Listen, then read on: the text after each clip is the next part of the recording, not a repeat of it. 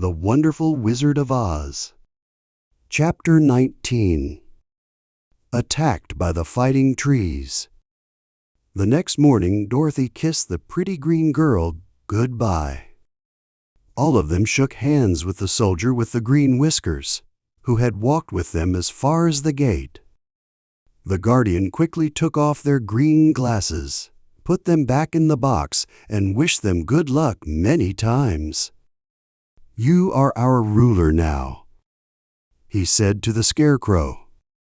"So you must come back to us as soon as you can."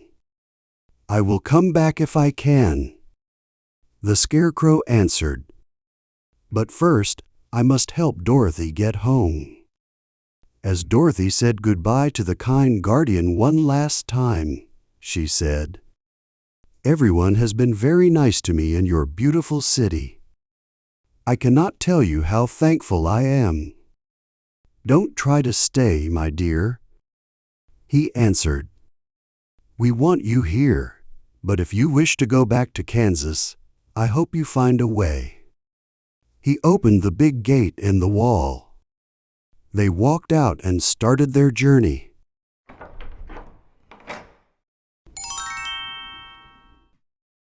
The sun shone brightly as our friends turned toward the land of the South.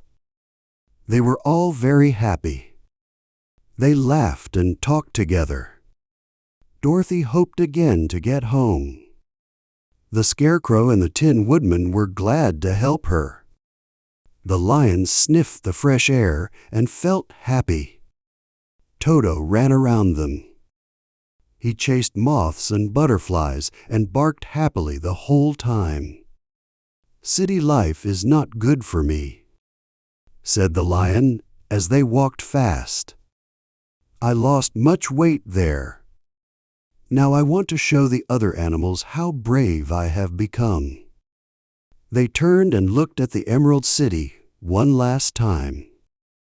"Oz was not such a bad wizard," said the Tin Woodman.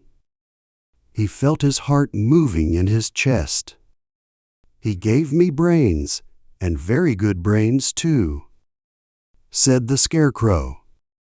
"If Oz had taken some of the courage he gave me," added the lion, "he would have been a brave man." Dorothy said nothing. Oz had not kept his promise to her, but he tried his best, so she forgave him.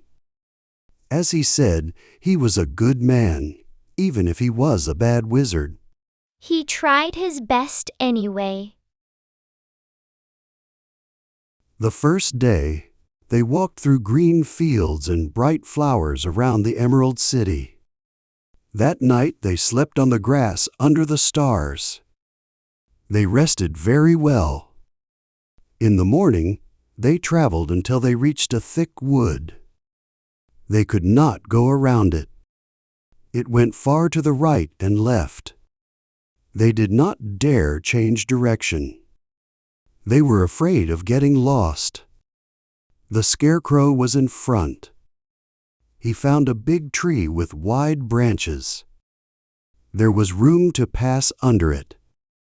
He walked to the tree, but the branches bent down and wrapped around him.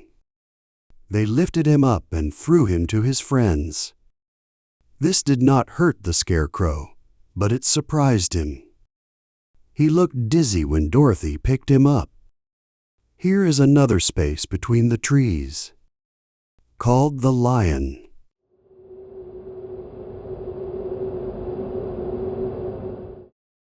"Let me try first," said the Scarecrow. "It doesn't hurt me to get thrown about." He walked up to another tree, but its branches quickly grabbed him and tossed him back. "This is strange," said Dorothy. "What shall we do? The trees want to fight us and stop our journey," said the lion. "I will try it myself," said the woodman. He put his axe on his shoulder and walked up to the first tree. That tree had treated the Scarecrow so roughly. A big branch bent down to grab him.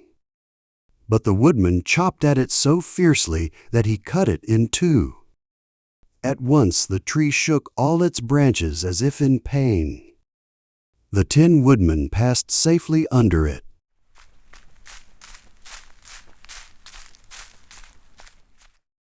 "Come on," he shouted to the others. "Be quick." They all ran forward and passed under the tree without injury. Only Toto got caught by a small branch. It shook him until he howled. But the woodman quickly chopped off the branch and set the little dog free. The other trees in the forest did nothing to stop them. So they decided that only the first row of trees could bend their branches. They thought these trees were like the forest's policemen. They had this special power to keep strangers out.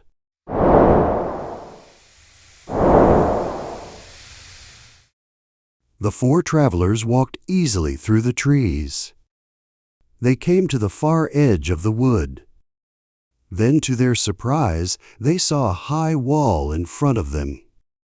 It seemed to be made of white china. It was smooth like a dish and higher than their heads. "What shall we do now?" asked Dorothy. "I will make a ladder," said the Tin Woodman. "We must climb over the wall." Wow, that's a huge wall.